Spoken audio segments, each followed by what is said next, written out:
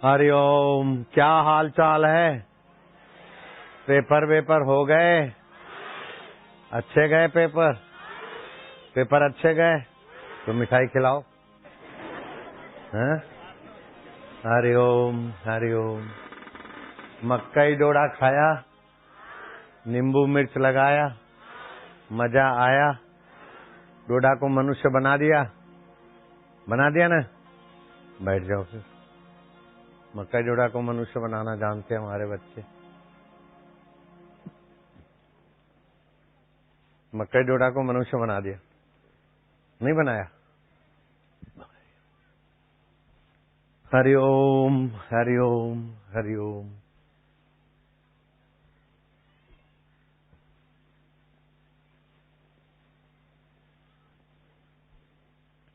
राजा भोज के दरबार में कभी ऐसा नहीं सोचा जाता था कि प्रजा को उल्लू कैसे बनावे, प्रजा पर टैक्स कैसे थोपे, खजाना कैसे बढ़ावे। हलकट राजकारण नहीं था। राजा भोज की दरबार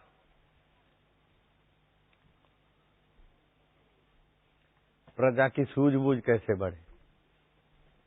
प्रजा ये मनुष्य जीवन जो है, बचपन तो चला जाता है, नासमझी में, मूर्खता में, जुआनी में विकार, ये करूं वो करूं, और बूढ़ापा रोगों का घर, दुर्लभ मानुष्य देह, और वह भी क्षणभंगुर।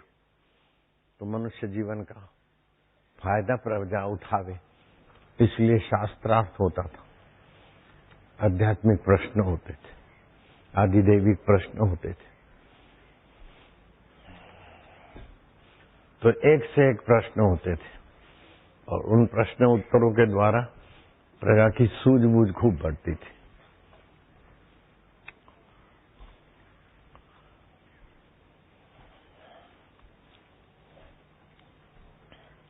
तो जो राज पंडित था, उस राज पंडित की एक कन्या थी। राज पंडित उदास बैठा था। बोले, पिताजी आप इतने उदास क्यों?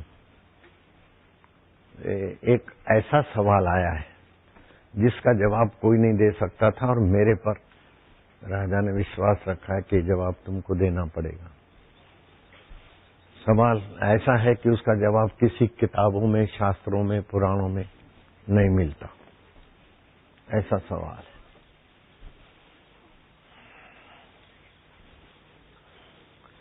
मैं उसी सवाल के जवाब को खोजने में खोया खोया रहता हूं।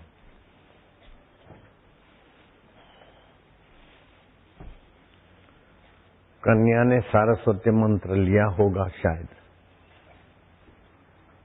अथवा तो सारस्वती मंत्र वालों को जो सत्संग में युक्ति मिलती है, वो ध्यान व्यान एक तक गुरु को, भगवान को देखकर उच्चारण करे तो उसको अंतरात्मा की प्रेरणा मिलती है। कुल मिलाकर उसकी कन्या को पिता की चिंता दूर करने का भाव हो गया और वो ध्यान में बैठ गई।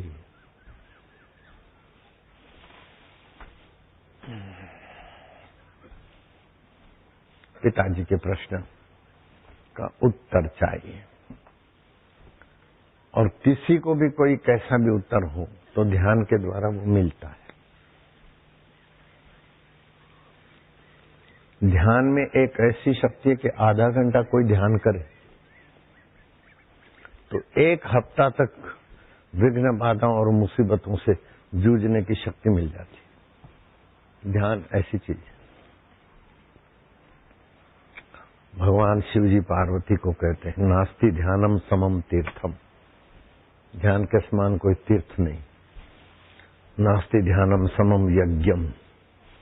ध्यान के समान कोई यज्ञ नहीं। नास्ति ध्यानम समम दानम। ध्यान के समान कोई दान नहीं। ध्यान के समान कोई तप नहीं। इसलिए ध्यान करना चाहिए। और कई लोग आंखें मूंद के बैठ जाते, फिर मन की कल्पनाएं भागती रहती इधर उधर, अथवा झोंके खाते रहते। इसलिए ये अपने साधकों को ये विघ्न न आए, इसलिए हर एक आध मिनट के बीच हरि ओम लंबा उच्चारण करते। तो इससे मनोराज, रसास्वाद, झोंका आना, कल्पनाओं में खो जाना, ये सब कट जाता है। तो ऐसा कोई अच्छे गुरु मिले गए होंगे तो कन्या ध्यान में बैठ गई। मन इधर उधर जाए तो नहीं, मेरे प्रश्न का उत्तर मिले, मैं उसी लिए जब कर रही हूं।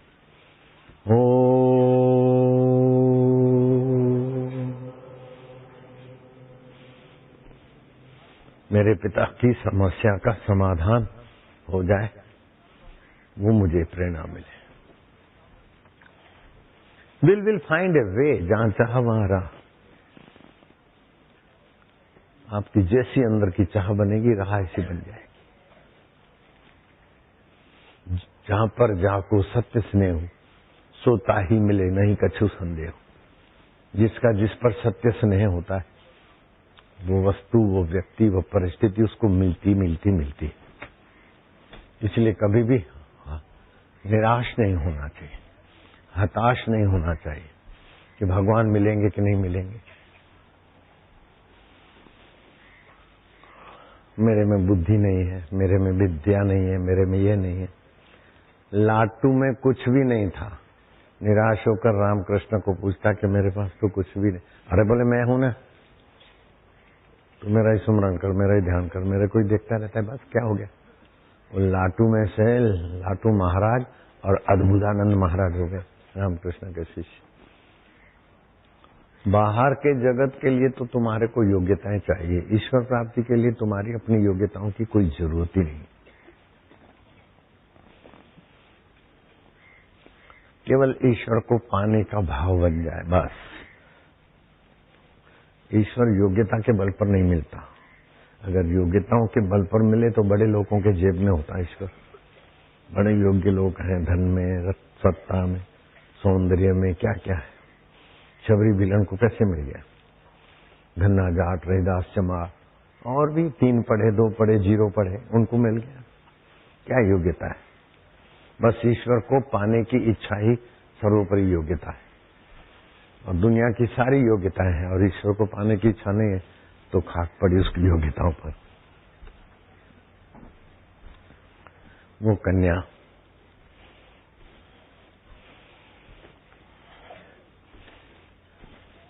उच्चारण करते हुए शांत हो जाती थी। तो चित्त की शांति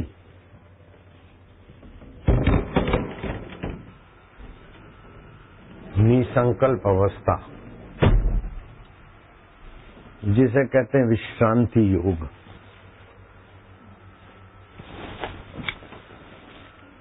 एक विचार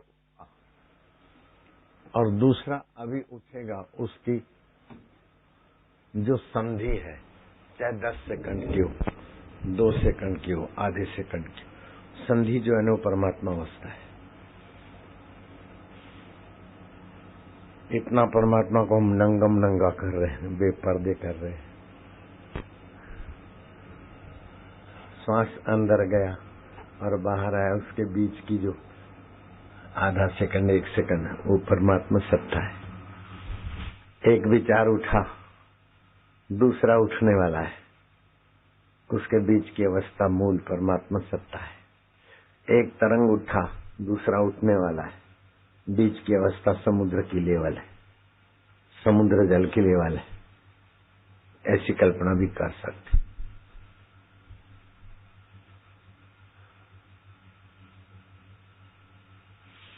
और तुम्हारा जो संकल्प है या तुम्हारा जो काम है फंसा है, उसको ठीक करने के लिए आप ईश्वर का महत्व अंदर में स्वीकार कर लेते हो और अपने बल पे ये काम नहीं होगा, ईश्वर की कृपा ही चाहिए। अपना प्रयत्न करें, ईश्वर की कृपा ही चाहिए, ऐसा भाव बनता है। तो 1 बार, 2 बार, 3 बार नहीं, 9 बार ऐसा भाव बन जाए तो वो काम ईश्वर की सत्ता से सफल सफल सफल होता होता होता ही है। गांधी जी कहते थे कि पानी पीने से प्यास न बुझे, ये हो सकता है। भोजन करने से भूख न मिटे, ये हो सकता है। लेकिन प्रार्थना करने से समस्याएं न हटे, ऐसा नहीं हो सकता। मेरी सारी समस्याएं जो बड़ी बड़ी है वो भगवान की प्रार्थना से ही हटी।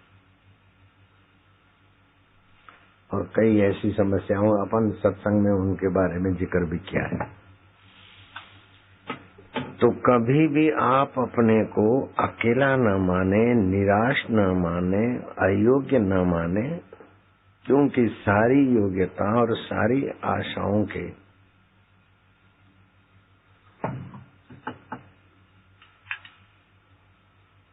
सारे कर्मों के प्रेरक, नियंता और कर्म का फल देने वाले परमेश्वर सभी के साथ है और सभी पर भगवान का स्नेह है। सब मम प्रिय सब मोहे उपजाए, सब मेरे प्यारे और सब मेरे उपजाए हुए, ऐसा रामायण में आता है। तो वो कन्या भगवान के नाम का उच्चारण करती और एक टक देखती, फिर उच्चारण करती, देखती, ऐसे उसकी प्रार्थना, पुकार, ध्यान, एकाग्रता जो कहो। एक दिन सुबह जल्दी जल्दी बड़ी धीर गंभीर वाणी में अपने पिता को कहती कि पिताजी, आपके चारों प्रश्न का जवाब मिल गया है। बोले क्या जवाब मिला है? मैं आपको नहीं बता पाऊंगी, जल्दी रथ तैयार कराइए और उस रथ में आप पधारो, मैं आपके साथ चलती हूँ। राजा भोज को उन सवालों का जवाब ऐसा तो मिलेगा कि वे सवाल लोग सुनकर सदा के लिए उन सवालों के जवाबों की चर्चा करेंगे। लोग ऐसे सवालों के उत्तम जवाब है। रथ में बैठा बाप बेटी को बिठाया, क्या देखते कि नगर सेठ दान कर रहा है। जो घुर्जाऊ हैं, आवश्यकता वाले, मोहताज लोग हैं, किसी को वस्त्र, किसी को ओढ़ने की चादर, किसी को कुछ, किसी को कुछ, वो दिए जा रहा है हर रोज नियम के अनुसार। लड़की ने पूछा पिताजी ये कौन है? बोले बेटी ये नगर सेठ है, इसके जीवन में बहुत ऊंची सूझबूझ है। सुबह सुबह साधु संतों का दर्शन सत्संग करके आता है, फिर दान का कार्य करता है, बाद में वो अपने काम कर। बोले इनको बुलाओ, रथ में बिठाओ। अब आज के दिन वो पंडित के लिए बेटी नहीं थी, वो साक्षात सरस्वती थी। मेरे कठोर प्रश्नों का उत्तर देने वाली साक्षात सरस्वती है शायद। जो बेटी कहती बाप उसको अमल में ला। सेठ को बिठाकर रथ आगे चला। दूसरा एक बड़ा सेठ, जैसा ये सेठ का महल था ऐसा दूसरा महल था। उस महल से भी कुछ साज, नाच गान के कुछ आवाज सुनाई पड़े। बोले पिताजी ये भी बड़ा महल है क्या? ये भी नगर सेठ का है? बोले हाँ बेटी, ये पूर्व का नगर सेठ वो मर गया है, अब उसका बेटा संभालता। और ये जो है ना कीर्तन का ध्वनि नहीं है, पूजा पाठ का साज नहीं बज रहा है, ये नाच गानों की महफिल रात भर चली, उसी की आवाज। पिताश्री उनको बुलाई, नगर सेठ के बैठे बेटे को बुलाया गया। रथ आगे चला। एक पेड़ के नीचे कुछ भी व्यवस्था नहीं, शांत आत्मा साधु विद्युत का कुचालक आसन, कुश आसन, जब ध्यान भजन करते ना तो अपने को अर्थिंग न मिले ऐसा आसन बिछा के करना चाहिए। ध्यान भजन से एक बिजली आध्यात्मिक ओरा पैदा होती। अगर प्लास्टिक अथवा तो लकड़ा अथवा तो कंबल ऐसी चीज हो जो विद्युत का कुचालक हो, वो विद्युत के कुचालक गर्भासन पर बैठे थे। पिताजी ये कौन है? बोले बेटी ये संत है। जगत की आपाधापी करके कुछ भी मिलेगा तो नश्वर है और जो भी मिलेगा छोड़ जाना पड़ेगा। मनुष्य जीवन अंतरात्मा परमात्मा को पाने के लिए मिला है। ऐसा निश्चय करके ये अपने ध्यान रूपी तपस्या में, तपस्या का मतलब ये नहीं कि आप शारीरिक कष्ट सहो तो तपस्या है, वो शारीरिक तप है। दूसरा मानसिक तप होता है, वाचिक तप होता है, और आत्मा परमात्मा के ध्यान में लगना ये आध्यात्मिक तप होता है, ऊंचा तप। तो ये तपस्वी जीवन जी रहे, आध्यात्मिक तप में सदा। पिताजी इनको बुलाओ। बोले नहीं नहीं, ये दुस्साहस नहीं हम कर सकते। इनके चरणों में जाके बैठे। जब इनके नेत्र कमल खुलेंगे और पूछेंगे तभी हम प्रार्थना कर सकते। बैठे, थोड़ी देर में संत महात्मा का ध्यान खुला। कैसे हो? बस महाराज श्री आप पधारो, कन्या ने कहा। महाराज ने कन्या की निर्दोषता और देव की प्रेरणा समझकर थोड़ा हिचकिचाहट करते करते हाँ भर दी। महाराज भी बैठ गए रथ में। सुन रहे बच्चे? रथ आगे चला। एक तालाब के किनारे फटे टूटे कपड़े लीरियां पहरा हुआ छोरा जाल फेंक के मच्छियां मार रहा था। पिताजी इसको भी बुलाओ और पायदानी पर बिठा दो। रथ की पायदानी पर बिठा दी। राज दरबार में गई कन्या और अपने राज पंडित के साथ। राजा भोज ने कहा कि वो अद्भुत प्रश्नों का उत्तर आज मिलने के मुझे लक्षण आसार दिख रहे हैं। क्यों पंडित जी, ऐसा ही कुछ है? पंडित जी ने कहा हाँ, मेरी कन्या उन प्रश्नों का उत्तर दे सकती है। राजा बड़े प्रसन्न हुए। कन्या ने कहा राजन, तुम्हारे 4 प्रश्न हैं, उनका मैं मौखिक उत्तर दूं या प्रत्यक्ष प्रमाण दे दूं? बोले प्रत्यक्ष प्रमाण तो और अच्छा होगा। हमारे साथ में जो आए नगर सेठ, ये तुम्हारे पहले प्रश्न का उत्तर है। पहला प्रश्न था है, उसी का उत्तर ये नगर सेठ है। पहले का सत्कर्म है, इसलिए अभी भी सुख संपदा सूझबूझ है, और अभी भी ऐसा कर रहे हैं कि भविष्य में भी उज्जवल सूझबूझ और संपदा भविष्य के लिए। वर्तमान के जीवन से, आज के जीवन से कल का पता चल जाता है।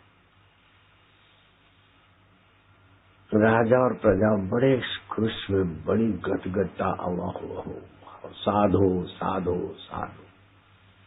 है ये सवाल था पहला। अगला सत्कर्म है, अभी सुख सुविधा है, अभी के शुभ कर्मों से भविष्य उज्जवल है। दूसरा प्रश्न था है नहीं, उसका उत्तर ये छोरा है। पहले का पुण्य दान किया हुआ है, अभी जन्मजात नगर सेठ का पुत्र होने का अवसर है, लेकिन अब न सत्संग है न दान पुण्य है। बस जैसा मन में आए ऐसा मजा लो, तो भविष्य इनका नहीं है, भविष्य अच्छा नहीं है, अंधकार। राजा भोज ने और प्रजा ने, जो राज दरबार में अच्छे लोग, साधो साधो। तीसरा प्रश्न है, नहीं नहीं है। महाराज श्री को मैं प्रणाम करती हूँ। पहले का दान पुण्य नहीं है, इसलिए अभी बाबा जी के पास कुछ भी नहीं है। लेकिन अब कुछ भी ना होने के बाद भी जो सब कुछ है, उस परमात्मा का सुमरण और ध्यान का धन इकट्ठा करें तो भविष्य तो इनका सबसे ऊंचा है, क्योंकि गुरु के दिखाए हुए मार्ग के अनुसार ध्यान भजन में है। पहले का नहीं नहीं, लेकिन अभी का है ऐसा है कि अमिट। और चौथे प्रश्न का उत्तर, द्वारपालों के पास जिसको बिठा दिया गया है, उम्मत मछुआरा, छोरे को खड़ा करो। तुम्हारा आखिरी प्रश्न था नहीं नहीं नहीं। पहले का सत्कर्म पुण्यदान नहीं है, इसलिए अभी भी खूब कोई सुविधा ठीक ठाक नहीं है। न पक्का मकान है, न रहने को अपना घर है, न जमीन है, न जागीर है, न अकल है, न पढ़ाई है, न भविष्य का उज्जवल कुछ चिन्ह दिखता है। पहले का कुछ पुण्य नहीं है, इसलिए अभी कुछ नहीं है, और अभी भी ऐसे ही दुष्ट कर्म कर रहा है कि भविष्य भी इनका नहीं नहीं नहीं नहीं। आखिरी प्रश्न था नहीं नहीं नहीं। पहला प्रश्न था है। दूसरा था है नहीं। तीसरा था नहीं नहीं है। संत महात्मा राजा भोज के दरबार में तो इस कन्या के द्वारा जो अंतर प्रेरणा मिली, प्रश्नों का उत्तर लोग धन्यवाद से भर गए। लेकिन इस प्रश्नों से आज का मानव भी नियति की व्यवस्था समझने में सक्षम हो सकता है। कोई प्रयत्न करते फिर भी धनी नहीं होते, और किसी को अनायास मिलता है, तो पहले का है, इसलिए अभी है। और अभी नहीं भी है, फिर भी घबराने की जरूरत नहीं है। जब ध्यान करो तो नहीं नहीं वाले को भी है हो जाएगा।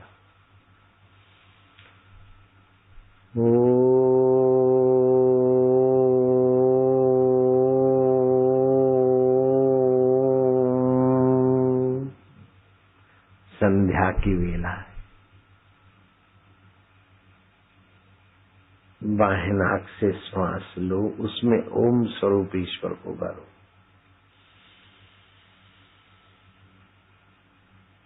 रोको और 3 बार या 5 बार ओम प्रभु जी, ओम प्यारे जी, ओम मेरे जी मन में सुमरण करो। दाएं तरफ से छोड़ दो, दाएं से लो, वैसा ही करो और बाहें को छोड़ो। ऐसा 2-4 अनुलोम विलोम प्राणायाम ओमकार के भाव से भरकर करो।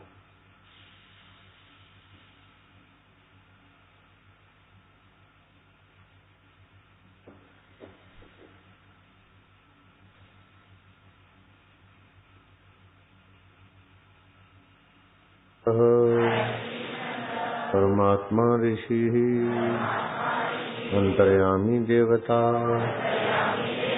परमात्मा प्रीति अर्थे कृते विनियोग। होठ में जपते जाओ ओम ओम ओम। आनंद देवा ओम ओम। प्रभु जी ओम ओम। प्यारे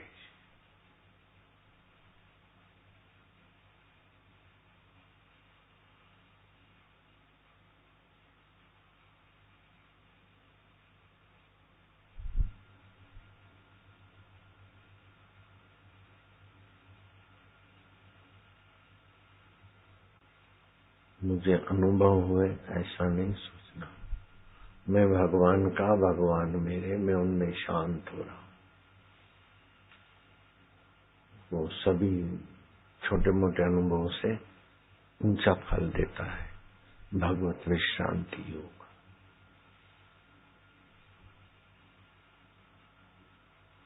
होठों में जपते जाओ ओम शांति, ओम प्रभु जी, ओम ओम।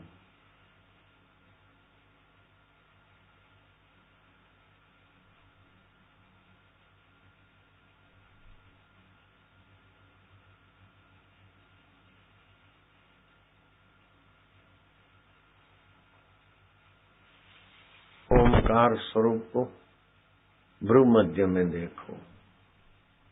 सूझबूझ और बुद्धि शक्ति बढ़ानी और तंदुरुस्ती बढ़ानी हो तो ओमकार की भावना नाभि केंद्र में करो। नाभि केंद्र में ओमकार को भावना से देखो। आरोग्य जादुई ढंग से प्राप्त होगा और बुद्धि भी भ्रू मध्य में ओमकार देखने से विकसित होगी।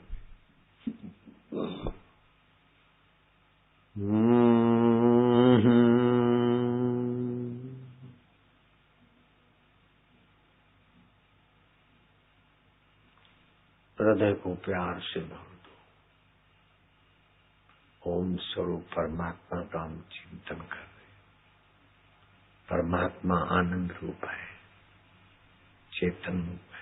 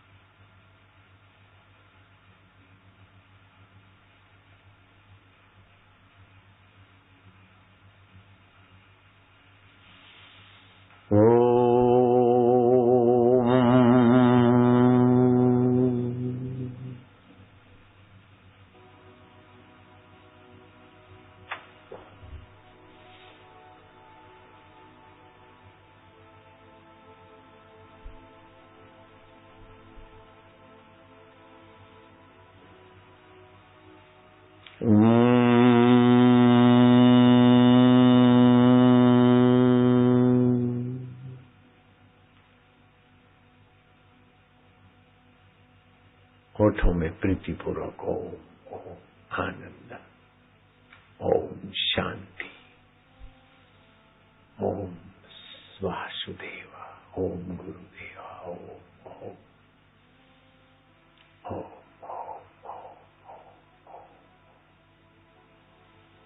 होठों में 2-3 मिनट जपते, फिर 1-2 मिनट हृदय पूर्वक ओम शांति, ओम आनंद। अशांतस्य कुतः सुखम, शांतस्य कुतः दुखम। शांत आत्मा को दुख कहाँ, अशांत को सुख कहाँ।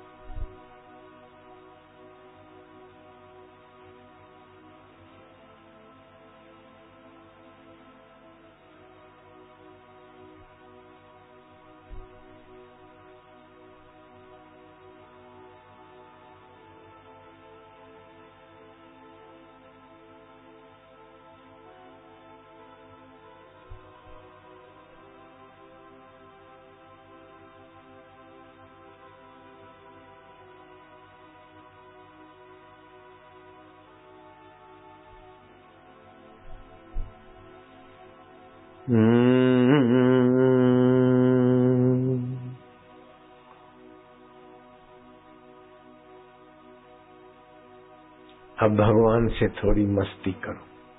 अंतर्यामी देवता है, मैं आपका हूँ, आप मेरे हो।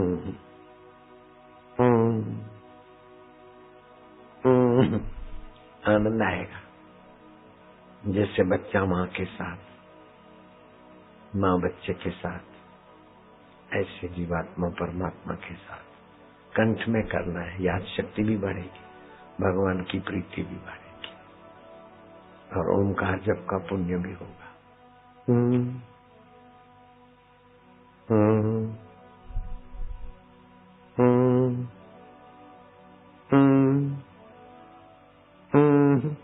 आनंद आवेगा।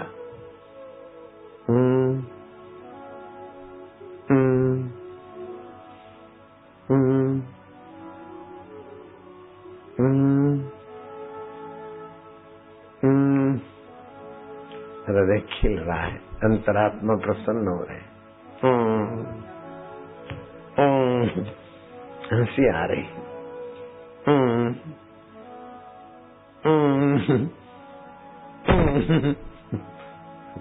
आनंद है।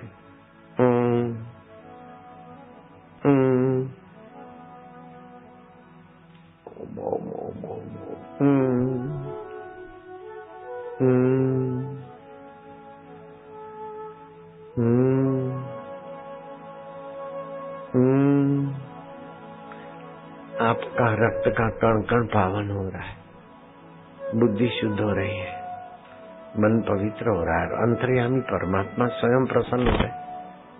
अब उनको कह दो महाराज हमें आपको पाना है, आप हमारे हृदय में है, आपका हमारा शाश्वत संबंध है, बस उसका साक्षात्कार करने की रुचि पैदा हो, रुचि हो न हो लेकिन आप कृपा करो महाराज, दीन बंधु,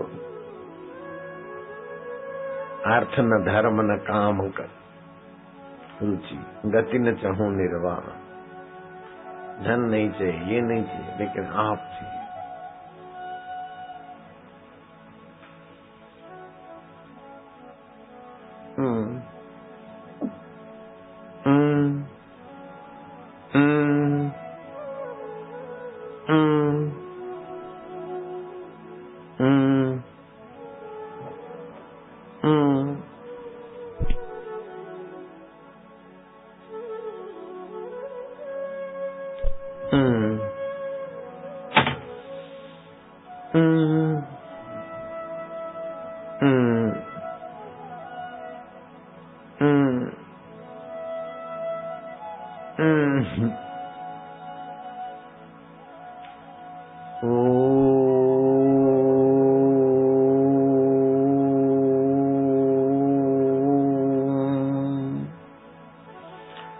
अपनी जगह नहीं छोड़ना, फिर ना मैं ध्यान कराने को आता हूँ रेलगाड़ी में, रेलगाड़ी आएगी मैं ध्यान कराने को तुम्हारे बीच आता हूँ, कोई उठे तो उसको बिठा देना,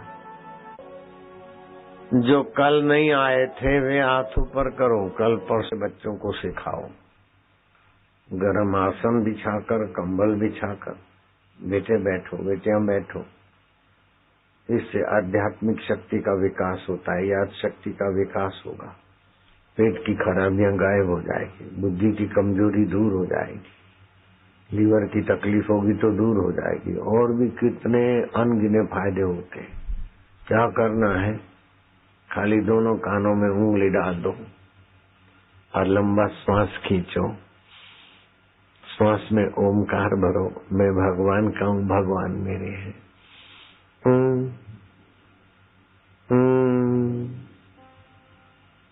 प्यार से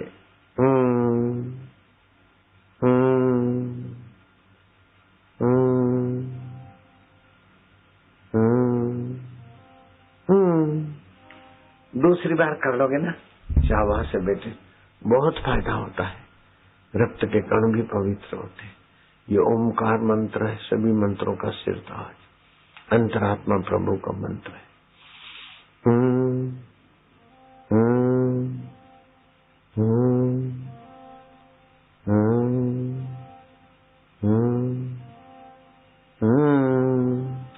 तीसरी बार शाबाश है।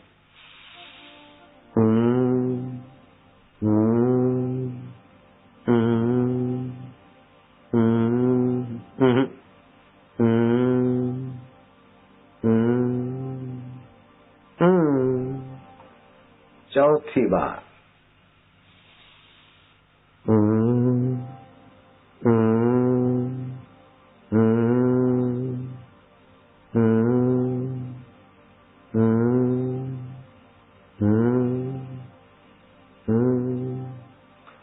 5वीं बार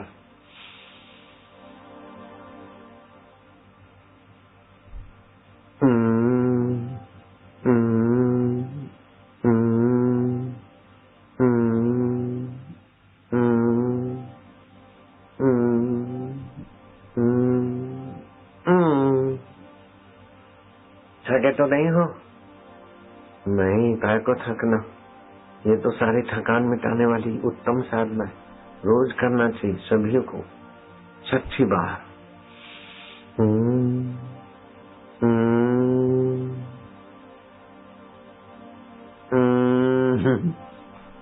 शांति, आनंद, बुद्धि का विकास है, परमात्मा की प्रसन्नता है, याद शक्ति का विकास है।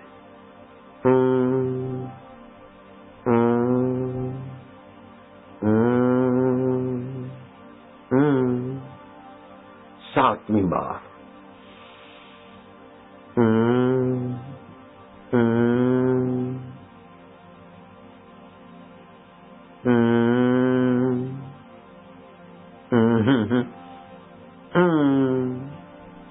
आठवीं बार। सुरेश थका तो नहीं? बबाल थका तो नहीं? जग्गू थका तो नहीं? डिडू, मोहन, प्रेम जी थके तो नहीं? शाबाश बच्चे, क्यों थकेंगे?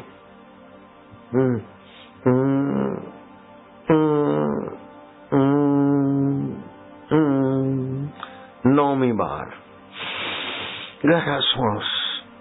10 बस, अभी 2 ही तो रहा, और गहरा।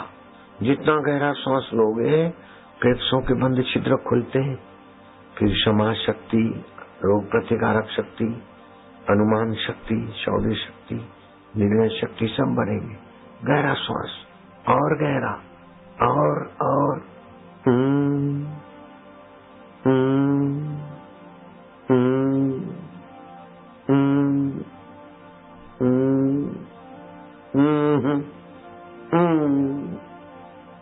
दसवीं बार और गहरा गहरा।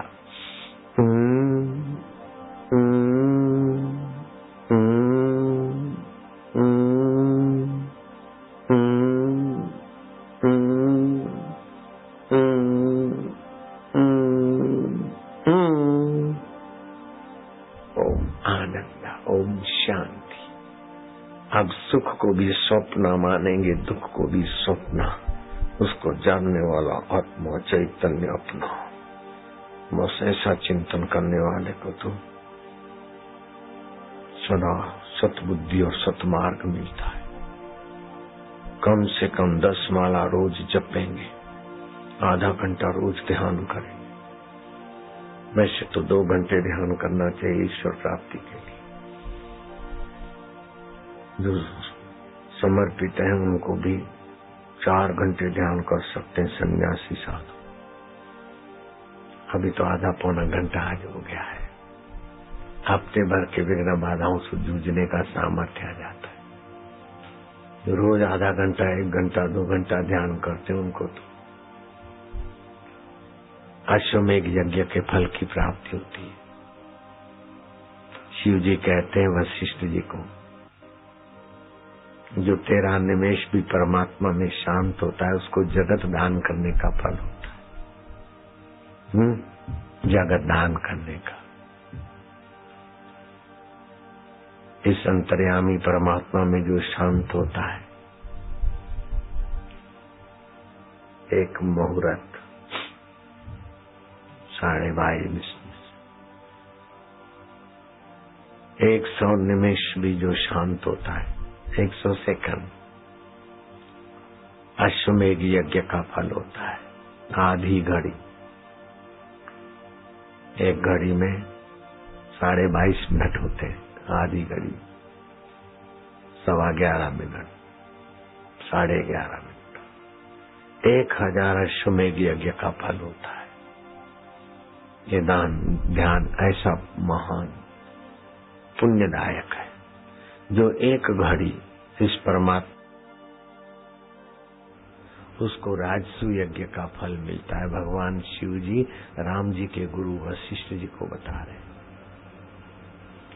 और जो सुबह से दोपहर तक मध्याह्न काल तक परमात्मा के ध्यान में एकाकार हो जाता है, उसको 1,00,000 राजसू यज्ञ का फल मिलता।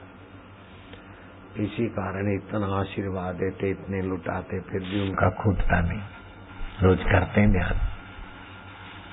ऐसे महापुरुष हमारे गुरुजी कितना लुटाते थे आशीर्वाद, कितना भरा कर, फिर भी खूटता नहीं, क्योंकि कमाई बहुत है। कंगला आदमी 10 रुपया भी दान करेगा तो दिवालिया हो जाएगा, लेकिन जो अरबों खरबों कमाता है वो लाख रुपया, 10 लाख, 10 करोड़ भी खर्च करे तो क्या है। ऐसे महापुण्य प्राप्त करवाता है। नीच कर्म का त्याग कर दे, हरामखोरी का त्याग कर दे,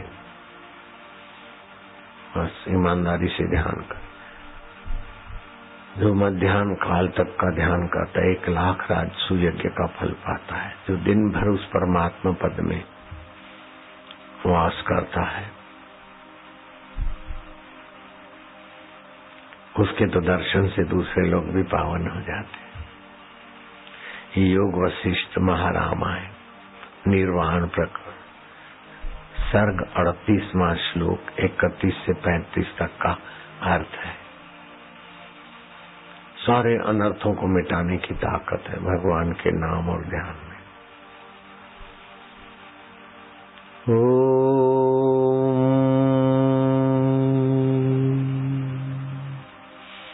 नमो भगवते वासुदेवा प्रीतिदेवाय माधुर्य देवाय मम देवाय गुरुदेवाय ओम नमो भगवते वासुदेव। शांत बैठे रहना। मैं बोलूंगा भोजन की छुट्टी, तब थोड़े थोड़े लोग जाना। थोड़ी मिनटों में भोजन की छुट्टी में बोलने वाला हूँ।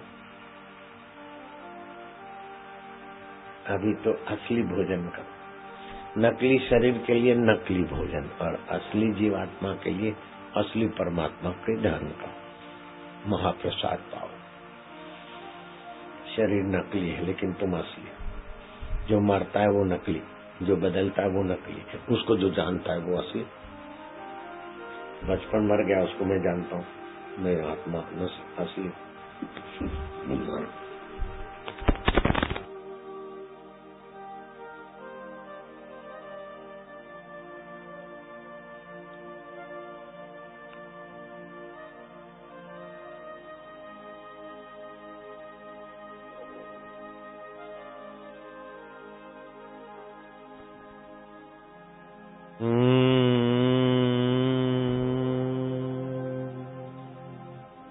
पढ़ो योग वशिष्ठ महारामायण। ओम श्री सद्गुरु परमात्मने नमः। वशिष्ठ जी बोले, हे राम जी, वह कौन पदार्थ है जो अभ्यास से प्राप्त न हो सके? ऐसी कौन सी चीज है जो अभ्यास करे और ना मिले? भगवान भी मिल सकते। जो थक कर फिरे नहीं और दृढ़ अभ्यास करे तो प्राप्त होती ही है। राज्य की लक्ष्मी तब प्राप्त होती है जब रण में दृढ़ होकर युद्ध करते हैं और जय होती है। यदि केवल मुख से कहे कि मेरी जय हो तो नहीं होती। वैसे ही आत्मपद भी तब प्राप्त होगा जब दृढ़ अभ्यास करोगे। अभ्यास के बिना कहने भर से कुछ प्राप्त नहीं होता। हे राम जी, आत्मज्ञान वर और शाप की नाई नहीं है कि कहने भर से सिद्ध हो जाए। इसकी प्राप्ति तब होगी जब बारंबार विचार करके दृढ़ अभ्यास करोगे, और जब इसकी भावना होगी तभी मुक्ति पाओगे। ऐसा कल्याण पिता, माता और मित्र भी न करेंगे और तीर्थ आदि सुकृत से भी नहीं होगा, जैसा कल्याण बारंबार विचारने से मेरा उपदेश करेगा। बारंबार सत्संग का विचार करने से जो भला होता है वो माता पिता तीर्थ यात्रा उनसे नहीं होता, जितना सत्संग के विचार से भला होता। इससे और सब उपायों को त्याग कर इसी सत्संग का विचार करो तो सब भ्रांति मिट जाएगी और शीघ्र ही आत्मपद की प्राप्ति होगी। हे राम जी, अज्ञान एक विसूचिका रोग है और उससे जीव जलते रहते हैं। इससे तरने का एक ही उपाय है कि मेरे शास्त्र को विचारे। ईश्वर की यह महामाया है कि मिथ्या भ्रम से जीव दुखी होते हैं। आप नजीक बैठ सकते हैं।